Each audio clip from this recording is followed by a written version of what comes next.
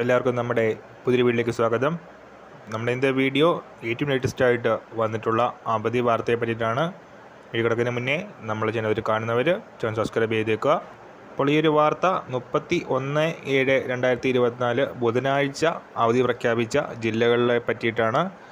അപ്പോൾ 14 ജില്ലകളിലും അലേർട്ടുകൾ പ്രഖ്യാപിച്ചിട്ടുണ്ട്. 8 ജില്ലകളിൽ റെഡ് അലേർട്ടും 4 ജില്ലകളിൽ ഓറഞ്ച് അലേർട്ടും 2 ജില്ലകളിൽ യെല്ലോ അലേർട്ടുമാണുള്ളത്.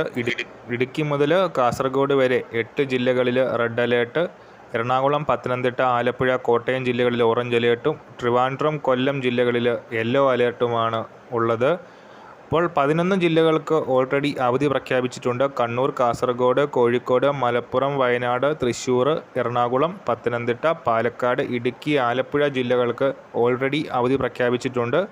അതായത് തിരുവനന്തപുരം, കൊല്ലം, കോട്ടയം ജില്ലകൾ ഒഴിച്ച് ബാക്കി എല്ലാ ജില്ലകളിലും നാളെ അവധി പ്രഖ്യാപിച്ചിട്ടുണ്ട്.